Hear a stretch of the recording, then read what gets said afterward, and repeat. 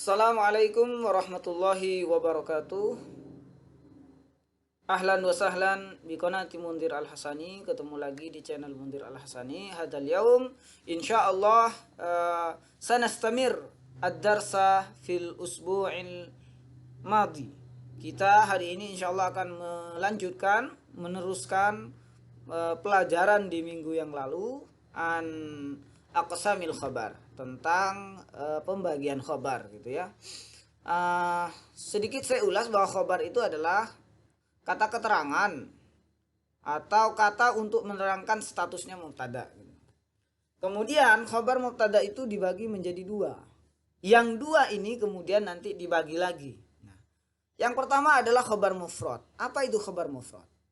Khobar mufrad adalah khobar yang terbuat dari isim tunggal. Isim tunggal adalah isim yang berdiri sendiri. Jadi setelah mubtada itu ada isim yang berdiri sendiri, tidak terbuat dari jumlah. Masih ingat ya, jumlah itu dalam bahasa Indonesia disebut dengan kalimat. Dia pergi ke sekolah, itu kan merupakan jumlah atau disebut dengan kalimat ya. Contohnya ana tilmizun. Nah, ini tilmizun ini khobar. Khobar apa? Khobar mufrad. Kenapa dia khobar mufrad? Karena dia khobarnya terbuat dari isim tunggal, tidak terbuat dari jumlah atau kalimat. Paham ya? Jadi tilmizun ini adalah khobar mufrad. Kenapa? Karena dia adalah isim dan bukan jumlah. Kemudian selanjutnya huwa mudarrisun. Huwa ini mubtadanya, mubtada isim dhamir ya. Kemudian mudarrisun ini khobarnya, disebut dengan khobar mufrad. Kembali ke sini lagi, kalau ditanya kenapa khobar mufrad, adalah khobar yang terbuat dari isim tunggal atau tidak terbuat dari jumlah. Kemudian contoh yang ketiga, al-madrasatu kabiratun. Sekolah itu besar. Nah, mana khobarnya? Khobarnya ini kabiratun. Kan kabiratun ini sifatnya menjelaskan tentang keadaan sekolah. Sekolah itu besar ya. Kemudian kabiratun ini disebut dengan khobar mufrad karena dia berdiri sendiri gitu ya, isim tunggal. Maka khobar mufrad ini wajib diharkati dhammah kalau isim mufrad ya, karena khobar itu rofa. Tapi kalau isim tasniyah itu kan beda lagi. Kemudian kalau jamak taksir, jamak muannats salim itu juga beda lagi. Kemudian selanjutnya, sekarang kita ke khobar ghairu mufrad. Nah, khobar mufrad yang tadi itu sudah kita jelaskan berkali-kali ya. Sekarang kita ke khobar ghairu mufrad. Khobar ghairu mufrad itu adalah khobar mubtada yang tidak terbuat dari kalimat isim tunggal, kebalikannya ya, tetapi terbuat dari jumlah.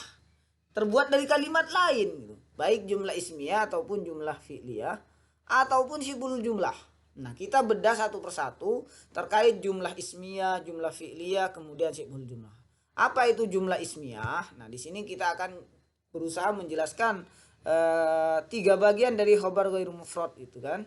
Yang pertama, khobar yang terbuat dari jumlah fi'liyah. Nah, ini kemudian kita lihat Zaidun ini akan adalah mubtada gitu kan, isim yang ada di awal kalimat. Nah, kemudian tiba-tiba kita kan biasanya mencari isim lagi. Setelah mubtada kita mencari khobar yang berupa isim. Nah, di sini ternyata tidak berupa isim, tetapi berupa fi'il gitu kan. Yadhhabu. Zaid akan pergi atau Zaid sedang pergi. Maka di sini yadhhabu ini adalah fi'il mudhari gitu kan. Nah, fi'il mudhari ini kemudian dilanjut dengan fa'il. Fa'ilnya itu berdhamir huwa.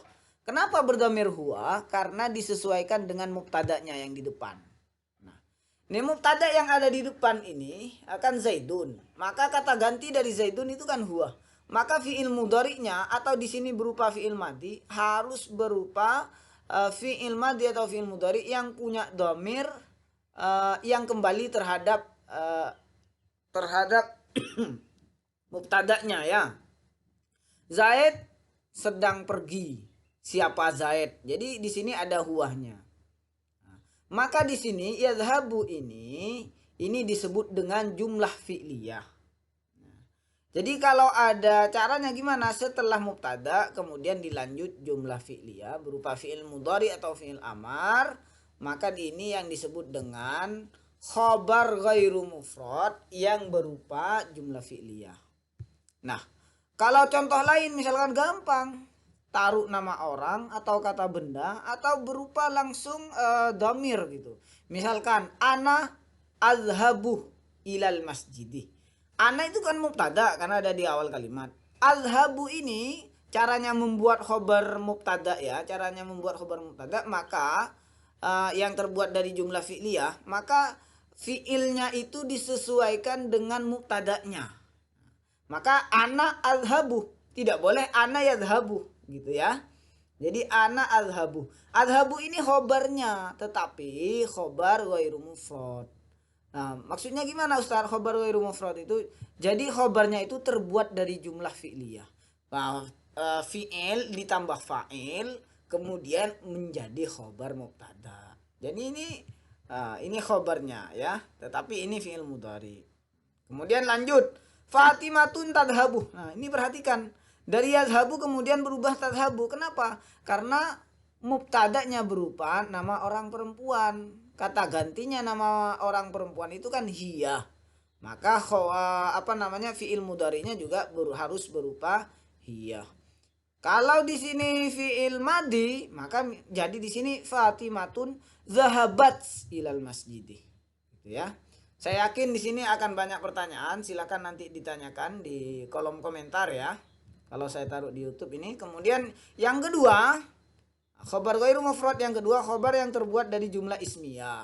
Kalau tadi fi'liyah ya. Mundirun huwa talibun. Mundirun ini menjadi mubtada. Kemudian di sini huwa talibun. Dia adalah seorang murid. Maka mana khobarnya mundirun?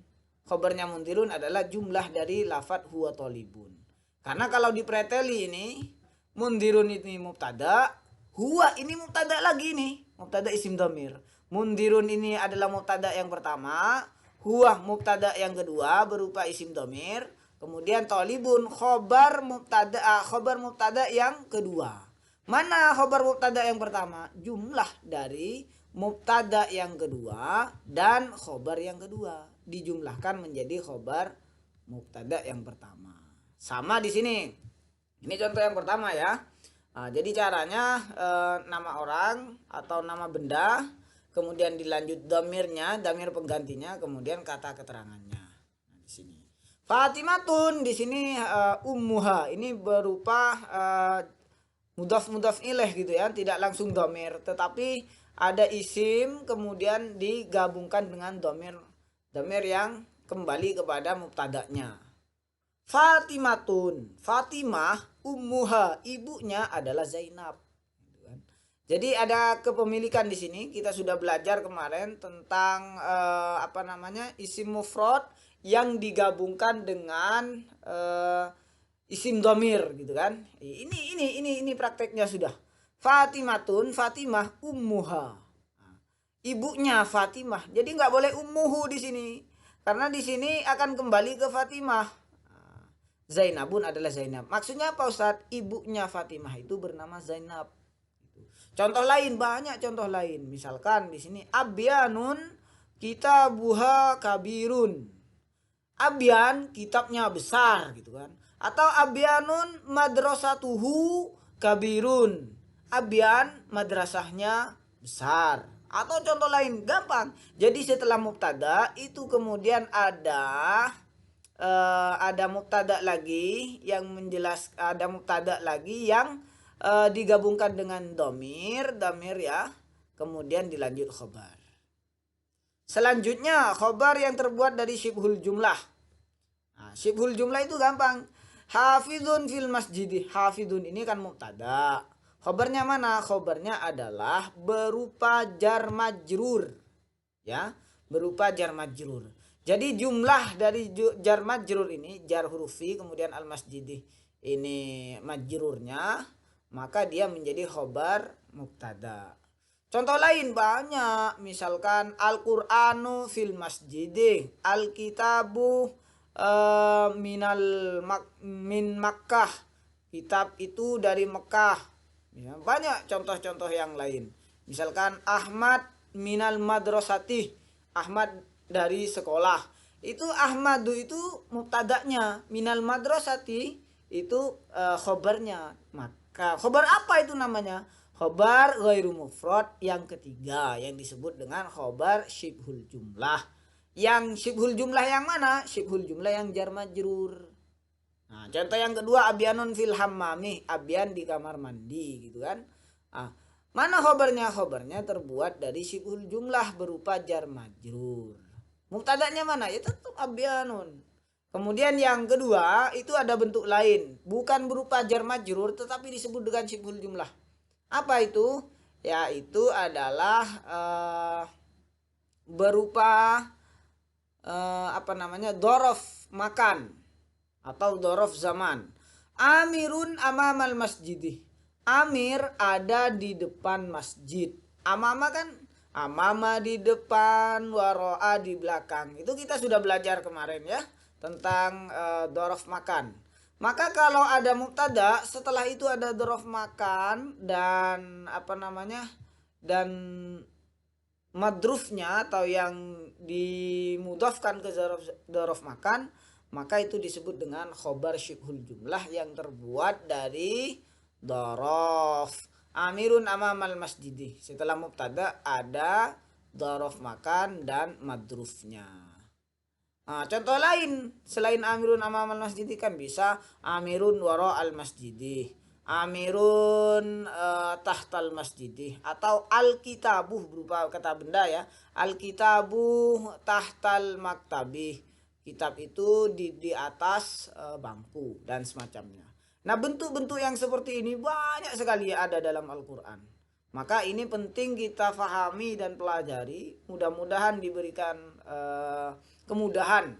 Sahalallahu lakum fi dirasati hadzal maudu. Mudah-mudahan kalian diberikan kemudahan dalam mempelajari judul atau mempelajari materi ini. Ya. Amin amin ya rabbal alamin. Ila liqa al-afwa minni. Sampai ketemu lagi insyaallah. Dan saya mohon maaf apabila ada kekurangan dari keterangan saya atau kesalahan bisa dikoreksi. Assalamualaikum warahmatullahi wabarakatuh.